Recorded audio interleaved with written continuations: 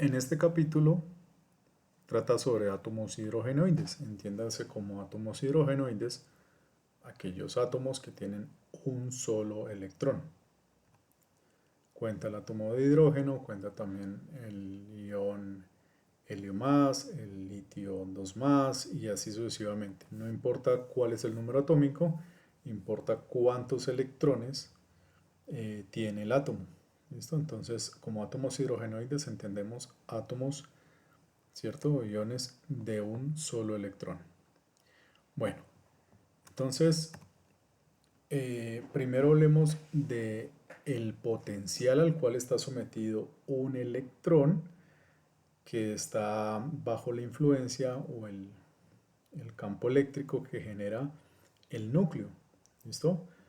Entonces ahí las fuerzas que actúan son fuerzas electrostáticas y por lo tanto eh, el electrón y el núcleo están interactuando a través de un potencial de Coulomb. ¿Sí?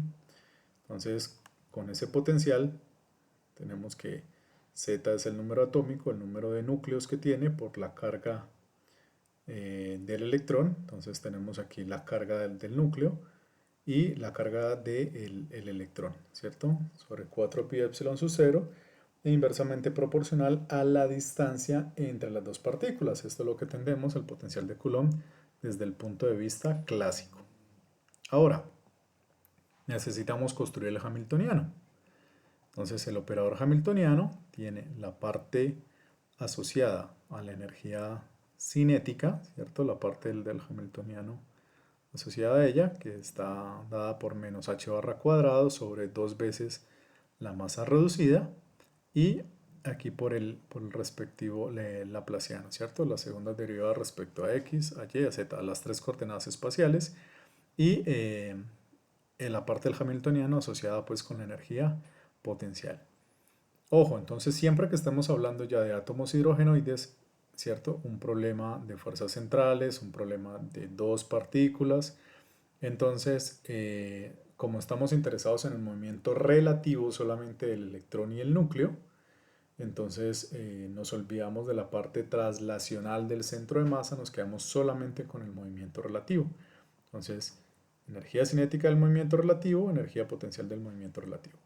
Y necesitamos entonces aquí trabajar con la masa reducida, y la masa reducida tenemos que tener en cuenta una cosa, es la masa del protón eh, por la masa del electrón sobre la masa del protón más la masa del electrón.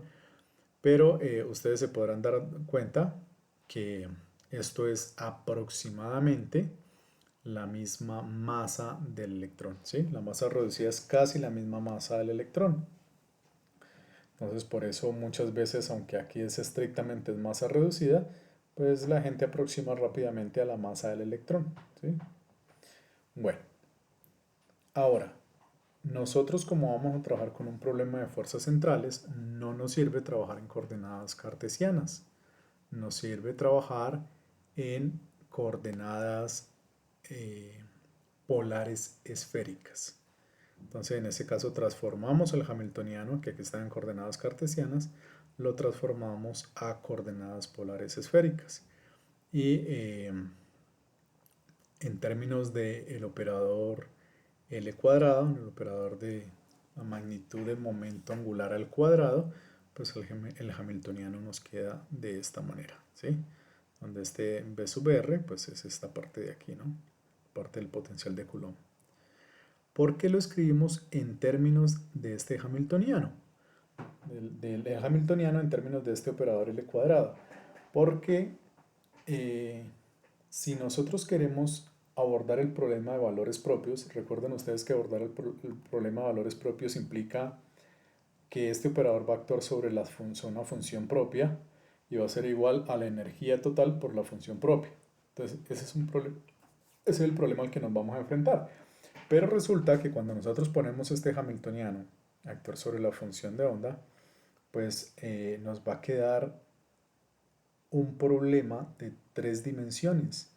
Sería una ecuación que depende tanto de R como de teta y de phi, ¿sí? En coordenadas polares. y ese problema es pues lo suficientemente complicado para que nosotros busquemos otra alternativa. ¿Qué alternativa puede ser? Eh, Evaluemos si el hamiltoniano conmuta con el operador L cuadrado. ¿Por qué? Porque si h conmuta con L cuadrado, entonces significa que hay un conjunto de funciones propias en común. Y como ya conocemos las funciones propias de L cuadrado, así va a ser muchísimo más fácil encontrar las funciones propias de h. ¿Listo? Entonces, repito, en lugar de plantear el problema de valores propios directamente con el operador h actuando sobre la función propia, lo que vamos a hacer primero es evaluar el conmutador entre h barra y L cuadrado. Listo, para evaluar ese conmutador, entonces lo que hacemos es dividir el operador hamiltoniano en el operador de energía cinética, el operador de energía potencial, ¿cierto? Entonces nosotros por propiedades de operadores sabemos que esto es igual. Reemplazamos aquí la parte del operador de energía cinética, que vendría siendo todo esto de aquí, el operador de energía potencial, que sería este aquí, y acá también, como esto es una suma, podemos partir este conmutador en dos, sacando también como factor común esta parte. Entonces todo esto nos queda en estos dos conmutadores. Y tengamos en cuenta algo. Esta parte que quedó aquí, este operador que quedó aquí, depende solamente de R. Mientras que nosotros sabemos que el operador L cuadrado depende solamente de teta y de phi. Por lo tanto, estamos evaluando un conmutador de dos operadores que dependen cada uno de variables totalmente diferentes. Entonces, en ese caso, nosotros sabemos que este operador va a dar 0, ¿cierto? Al ser dos operadores que dependen de variables diferentes, da lo mismo operar sobre la función L cuadrado y luego este operador o este operador, luego L cuadrado, da absolutamente igual. Entonces esta parte conmuta. Esta parte conmuta, pues sabemos también que por propiedades de los conmutadores aparece el L cuadrado aquí, el L cuadrado acá, simplemente este está multiplicado por un término constante. Digo constante porque el cuadrado depende de θ y de phi, este es un número que depende de r, entonces por lo tanto sabemos por propiedades de conmutadores que esto también conmuta. Si esto conmuta, entonces 0 más 0, 0, y entonces estamos llegando a la conclusión de que el operador de energía cinética con el operador L cuadrado conmutan. Y por este lado, también podemos llegar a la conclusión de que conmutan porque este operador depende de R, mientras este depende de θ y phi. Entonces también son dos operadores que dependen de variables distintas, por lo tanto esto es 0. Entonces así tenemos que todo es 0, quiere decir, si esto es 0, esto conmuta, entonces quiere decir que h y L cuadrado también conmutan. ¿Listo? Siempre que la energía potencial dependa solamente de R, entonces el operador hamiltoniano y el operador L cuadrado conmutan. Y eso es una ventaja porque, vuelvo y repito, eso implica que hay un conjunto de funciones propias en común entre esos dos operadores. Bueno, este es el problema de valores propios. Hamiltoniano, actuando sobre la función de onda, que me da el valor propio por la función de onda, la función propia. ¿Sí? Este sería el operador hamiltoniano, ¿cierto? Reemplazándolo me quedaría así. Nosotros sabemos que L cuadrado actuando sobre la función propia, ya conocemos los valores propios de la función propia, entonces yo puedo sustituir esta parte de aquí por esta parte de aquí. La ecuación me queda de esta manera. Y ahora, recordando que las funciones que hay en común entre el operador hamiltoniano y el operador L cuadrado deben ser entonces los armónicos esféricos multiplicados por la parte radial. Es decir, las funciones propias del operador L cuadrado son los armónicos esféricos, esta parte de aquí. Pero el operador hamiltoniano depende de r, θ y phi, o sea que realmente no son solamente los armónicos esféricos, las funciones propias en común entre los dos operadores, sino que debe ser los armónicos esféricos multiplicados por una función que depende solamente del radio. Esta función que depende solamente del radio, pues lo vamos a llamar función radial. Entonces, entendiendo que las funciones propias de ese operador son funciones, es esta función separable, entonces reemplazamos en la respectiva ecuación, ¿cierto? Y lo que nos damos cuenta ahí es que la parte de los armónicos esféricos se va a cancelar. O sea, reemplacen toda esta parte de aquí, aquí, aquí, aquí, aquí y aquí. ¿Listo? Entonces finalmente va a salir como factor común de toda esta parte de aquí los armónicos esféricos. Acá también sale, se cancelan y nos queda una ecuación radial. Solamente una ecuación radial. ¿Listo? ¿Qué quiere decir?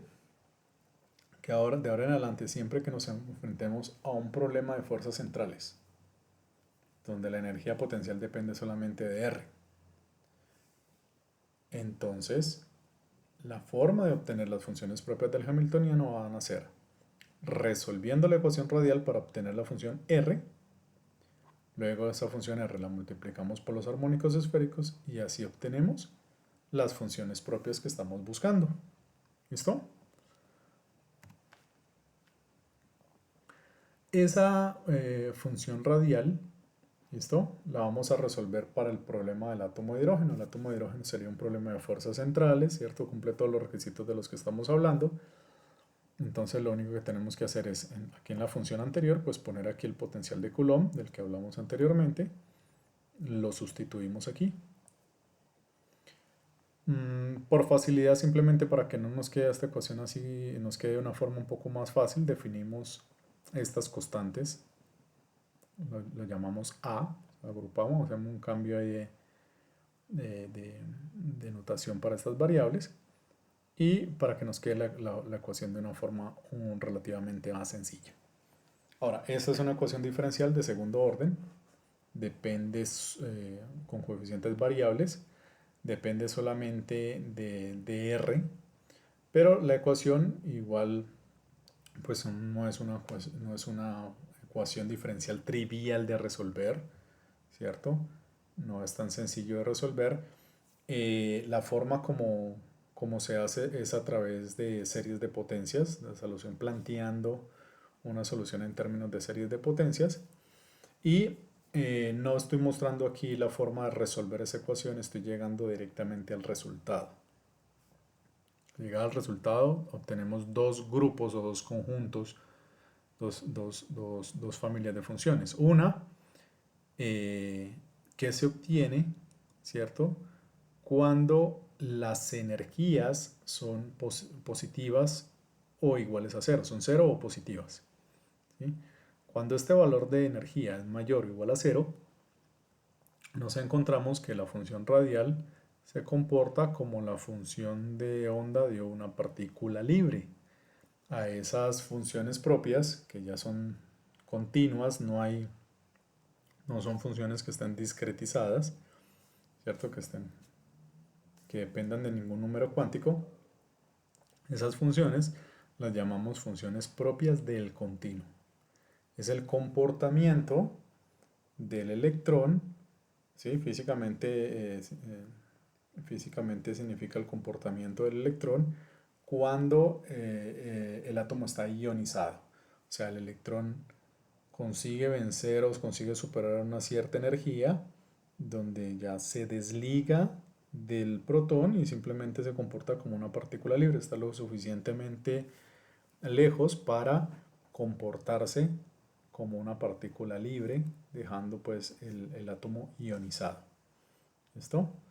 Esas funciones propias pues no son mucho de nuestro interés, porque no nos interesa estudiar ese átomo ionizado, sino que nos interesa es conocer justamente la estructura del átomo cuando el electrón está ligado a ese núcleo, ¿sí? Cuando el electrón todavía hace parte, ¿cierto? de ese sistema y en ese caso las energías, por la referencia que se está tomando, ¿cierto? Las energías van a dar siempre negativas. Nosotros describimos las energías negativas como esas energías ligadas al del electrón al núcleo, ¿cierto? De ligación. Llamamos estados enlazantes, funciones propias de los estados enlazantes. Estas son las que nos interesan. Estas funciones propias sí están cuantizadas, ¿sí? Esta función significa que el electrón va a estar descrito en ciertos estados cuánticos, ¿cierto?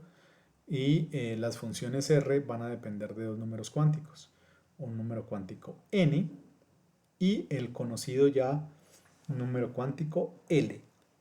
N es un número entero que va desde 1, 2, 3 y así hasta el infinito. Y L es un número que va desde 0, L sí puede tomar valores desde 0, ya lo sabíamos, números enteros hasta n-1. ¿Listo?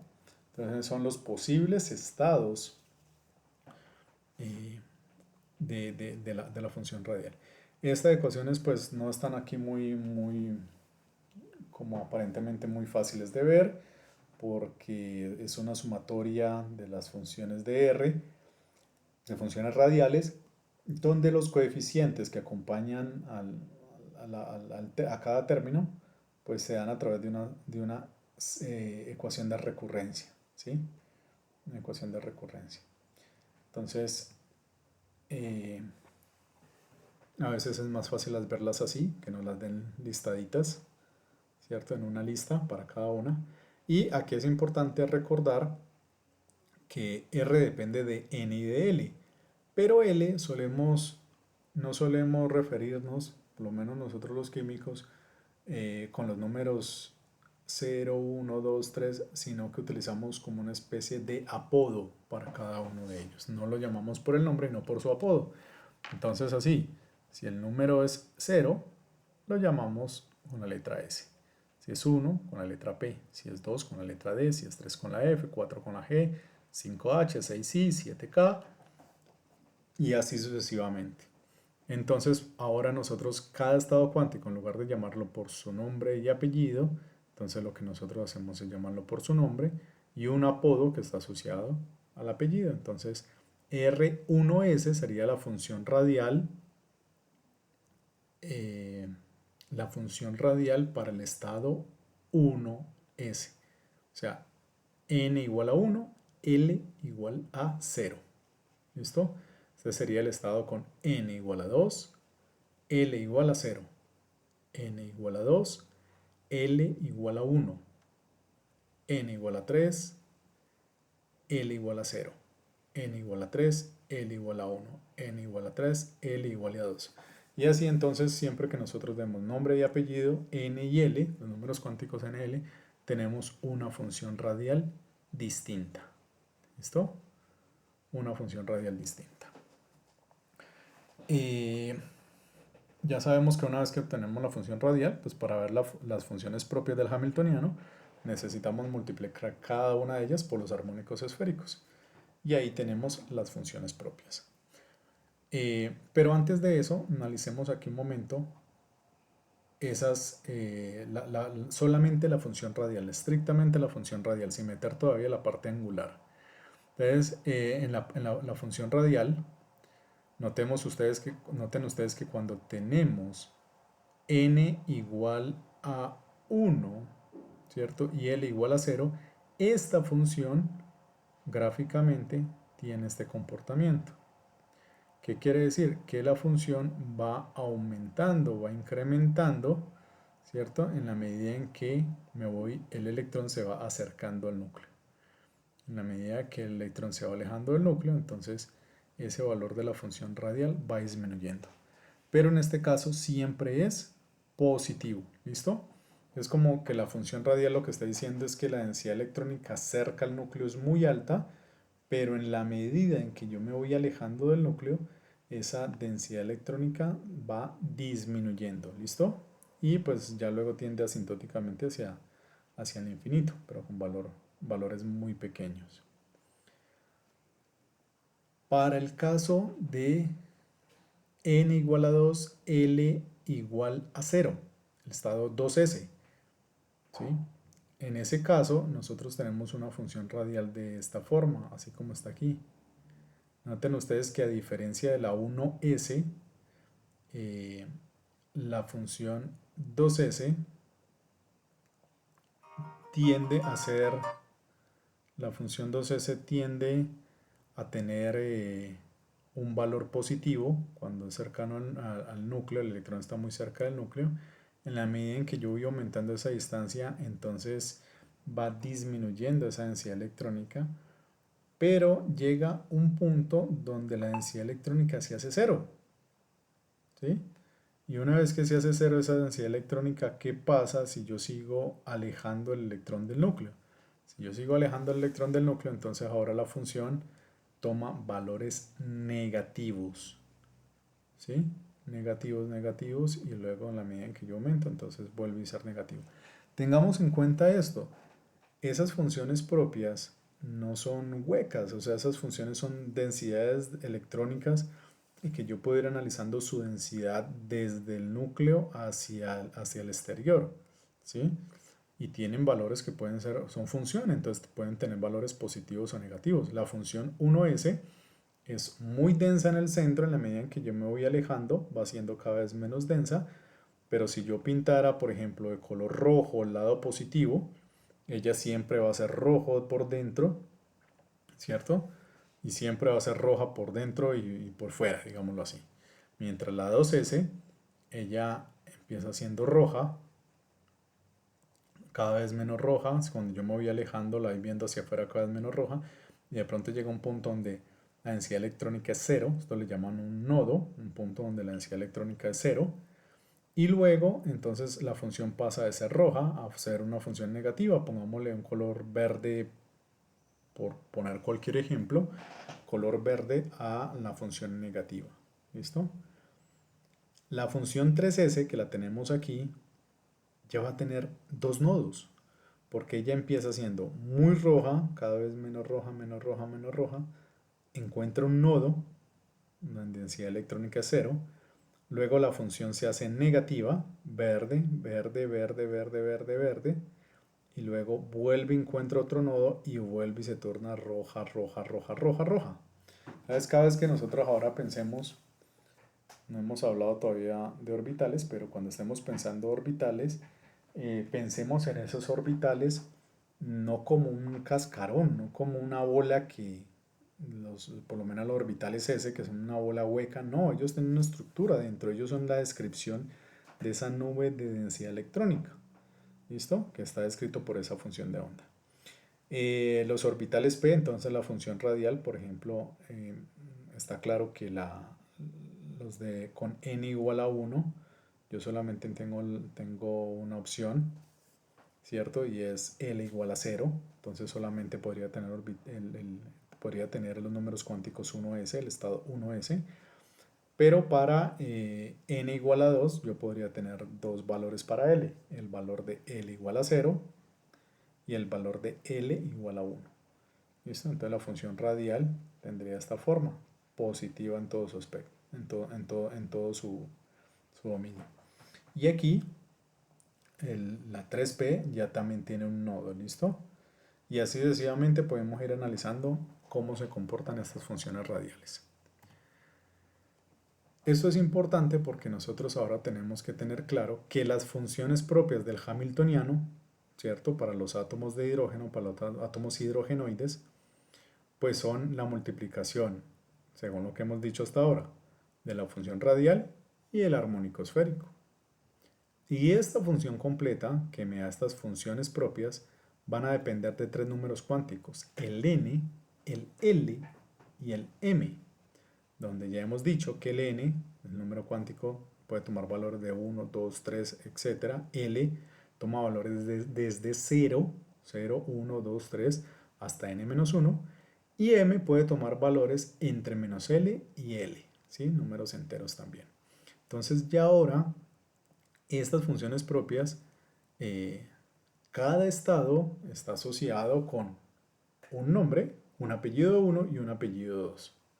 N, L y M son tres números que dan la etiqueta que corresponde con cada estado posible del electrón ligado, ¿cierto? O enlazado a ese núcleo. ¿Listo? Entonces, estas funciones, que son las funciones propias del operador hamiltoniano para átomos hidrogenoides, las vamos a llamar orbitales. ¿Qué es un orbital? Estrictamente hablando, un orbital no es ninguna región en el espacio donde hay probabilidad de encontrar nada de esas vainas como si fueran maracas. No, esas definiciones son muy poco formales. De ahora en adelante, cuando nosotros pensemos en orbitales, los orbitales son las funciones propias de los átomos hidrogenoides. Eso es un orbital. ¿Qué es un orbital? Una función propia. Y esa función propia que representa el estado, ¿cierto? El estado de un sistema, en este caso del átomo hidrogenoide, de ese electrón. Los posibles estados que puede tener ese electrón están descritos por orbitales. ¿Listo? Entonces tenemos que pensar en los orbitales como esa descripción de la densidad electrónica, ¿cierto? Y son el electrón, no son regiones donde va a llegar una pepita, no, son el electrón, son esa densidad electrónica, esa nube electrónica. Cuando nosotros empezamos entonces a multiplicar la parte radial por los armónicos esféricos, entonces nos van quedando funciones, pues unas ciertas funciones que van a depender de R, van a depender de θ, van a depender de φ. En el caso del orbital 1s no depende de θ y de φ, solamente depende de R. Bueno, aquí se me pasó que lo puse en las coordenadas de X, pero habría que pasar a las coordenadas polares, ¿sí? Para estar claro que va a depender solamente de R. La función 2s también depende solamente de R, no depende de θ y φ. ¿Sí? Entonces por eso esos orbitales son como esferitas, tienen una estructura esférica, ¿sí? No dependen de los ángulos. Pero los orbitales 2p-1, 2p-1 significa n igual a 2, L igual a 1 y M igual a menos 1. Entonces son las tres etiquetas que nosotros tenemos para este orbital. El 2p0, N igual a 2, L igual a 1 y M igual a 0. N2, L1 y M1. ¿Listo? Pero aquí tenemos que tener en cuenta lo siguiente. Íbamos muy felices hablando de orbitales, pero resulta que a veces nos vamos a encontrar con que ciertos orbitales son funciones imaginarias. Noten aquí el menos 1, noten aquí el menos i y noten aquí el i. Son funciones que son imaginarias. Y cuando nosotros tenemos una función imaginaria, pues encontrarle sentido físico, sentido real a eso, pues obviamente es una tarea complicada. Y lo mejor que nosotros podemos hacer es hacer combinaciones lineales de ellas, porque si nosotros a partir de un conjunto de funciones propias podemos hacer combinaciones lineales para obtener otras tres funciones, garantizando por procesos de ortogonalización que esas nuevas funciones también van a ser ortogonales, ¿cierto? Y van a ser, bueno, realmente ortonormales, porque necesitamos que estén normalizadas y ortogonales. Nosotros podemos, a partir de un conjunto de tres funciones de esas, obtener otras tres funciones ortogonales, ¿sí? Ortonormales. Y cuando obtenemos esas tres funciones por combinaciones lineales, entonces, haciendo las combinaciones lineales apropiadas, nosotros podemos conseguir un conjunto de tres funciones reales, ¿sí? Entonces es así, por ejemplo, como si nosotros cogemos y hacemos la suma del orbital 2p-1 y el orbital 2p1, hacemos la suma y multiplicamos por un factor de normalización apropiado, obtenemos una función que ya es real. Miren que esta función no tiene el i por ningún lado. La 2py la podemos hacer tomando la resta de la función 2p1 y la función 2p-1 y multiplicando por este factor de normalización y nos queda así. Tampoco va a depender del número i. ¿Listo? La función 2p0, esa era real, esa no necesitamos hacer ninguna combinación, nos queda igualita.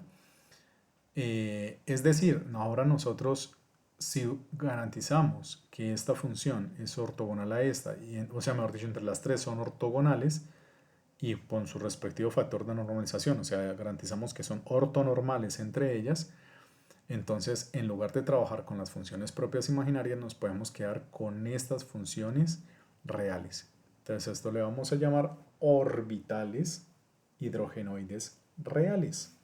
Y así es como nosotros construimos los orbitales con los cuales trabajamos en química. Por otro lado, pues eso nos va a seguir apareciendo con los orbitales D, con orbitales más arriba siempre nos van a aparecer orbitales imaginarios, pero tener claro que con las combinaciones apropiadas nosotros podemos pasar a orbitales reales. Entonces por eso ahora la etiqueta cambia, ya ahora le llamamos NPX, NPY, NPZ.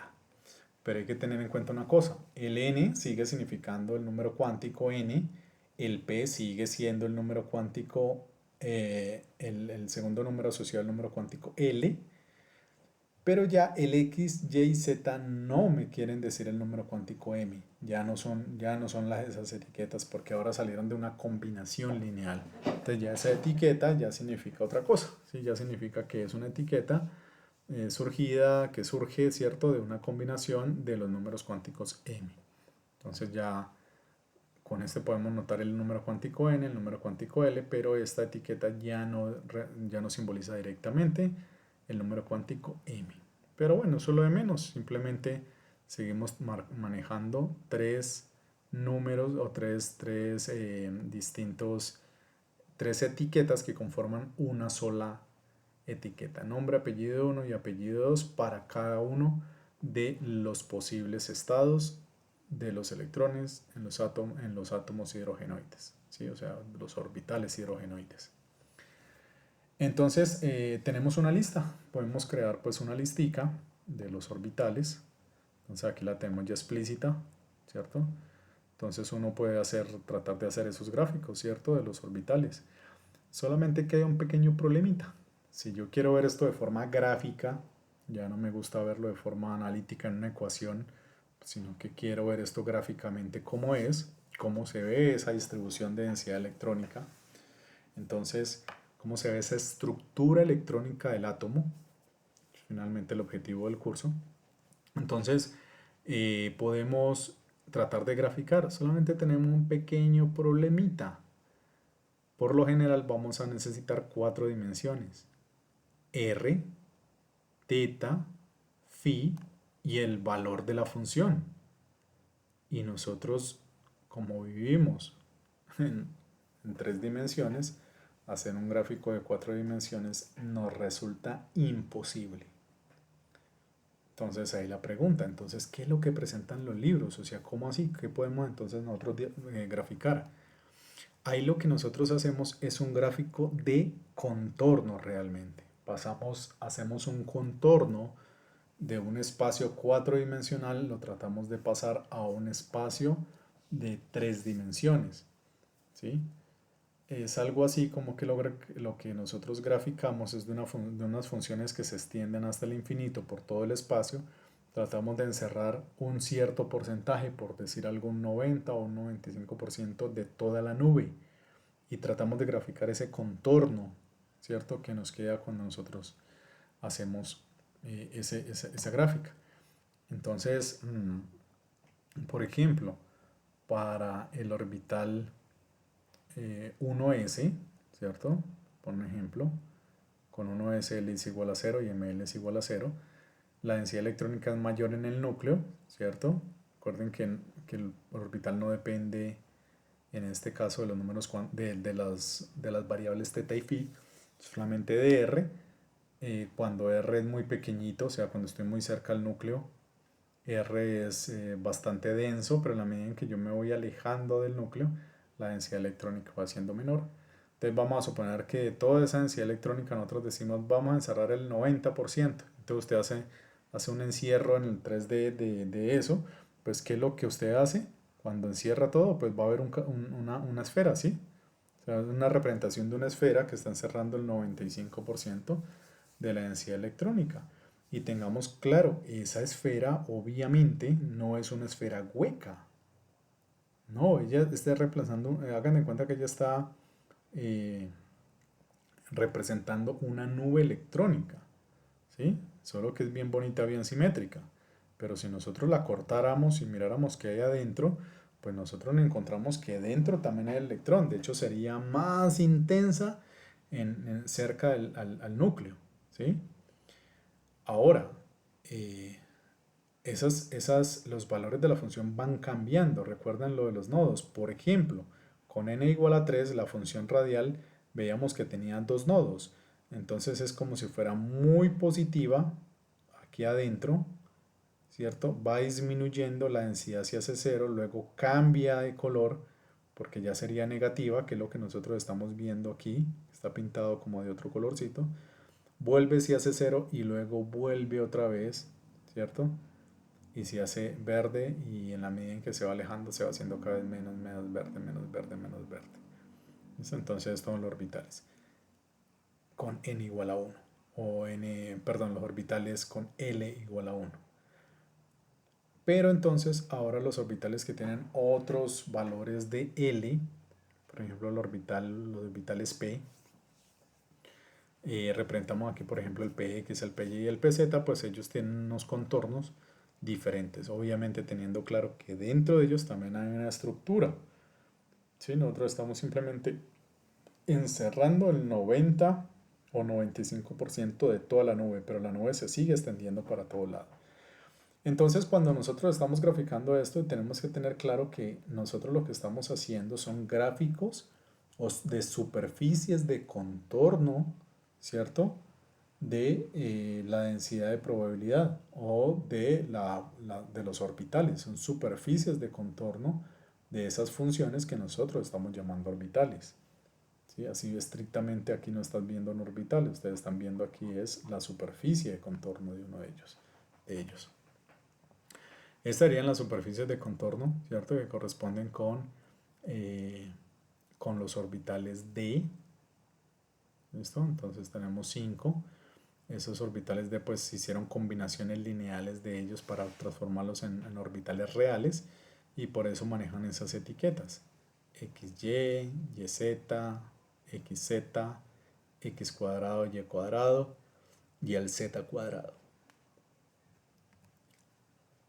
Los orbitales con L igual a 3, que serían los orbitales F. Entonces ahora aparecen 7 orbitales F. Y de nuevo, el orbital F, Z, Z al cubo. Esto es simplemente también una indicación de una etiqueta que sale, pues porque hay combinaciones lineales para hacerlos reales. El orbital F, bueno, falta el número cuántico n, obviamente, ¿cierto? Si es n1, n2, n3, n lo que sea. F y con la etiqueta xz cuadrado, fyz cuadrado, fxyz, bueno, y así como están indicados así, y se va complicando. Ahora, si nosotros queremos mirar la forma de los orbitales, la superficie en contorno de los orbitales con L mayores, pues tener en cuenta que esto se va haciendo cada vez más grande y un poco más enredado y complicado de visualizar y de dibujar. Bueno, eso en cuanto a la estructura electrónica del átomo de hidrógeno o de los átomos hidrogenoides. ¿Listo? Eso es en cuanto a la estructura electrónica. Pero otra cosa que nosotros encontramos cuando resolvemos la ecuación radial es su energía. Entonces nosotros ya decíamos que energías positivas o mayores que cero tenemos el continuo, pero si tenemos energías menores que cero estamos hablando de estados enlazantes. ¿Y qué nos encontramos? Que esas energías están cuantizadas y que los números cuánticos, ¿sí? N va desde 1, estaría el estado de menor energía, luego el estado n igual a 2, n igual a 3, y en la medida en que yo voy aumentando el número cuántico n, la separación entre los niveles de energía se va haciendo cada vez más pequeña, ¿vale? Entonces eso es para tenerlo en cuenta porque yo con esto puedo hacer espectroscopía, es decir, yo puedo coger la diferencia de energía de dos estados de estos, los igualo a la energía de un fotón, que es h por la frecuencia de la luz, y así yo puedo saber entonces qué frecuencia debería tener un fotón para causar una transición desde un estado n inicial hasta un estado n final. Y así entonces yo aproximadamente determino cuál es el espectro del átomo de hidrógeno. Entonces hasta aquí un brochazo de forma muy general a la estructura atómica de los átomos hidrogenoides, ¿sí? Entendiendo que los orbitales atómicos son funciones de onda, son las funciones propias del operador hamiltoniano, y las energías de los estados enlazantes corresponden con las funciones propias de ese mismo operador hamiltoniano, o sea, las energías que puede tener un electrón en un átomo de hidrógeno. ¿Vale? Hasta aquí hemos visto que la energía depende en el átomo de hidrógeno, depende solamente del número cuántico n, del número cuántico principal. Mientras que los orbitales hasta el momento dependen de tres números cuánticos, n, l y m. ¿Vale? Eso es lo que nosotros hemos visto hasta este momento para átomos de un solo electrón. Entonces, en las siguientes clases ya empezamos a analizar qué pasa cuando tenemos más de un electrón. Bueno, entonces muchas gracias por su atención y nos vemos en la siguiente clase.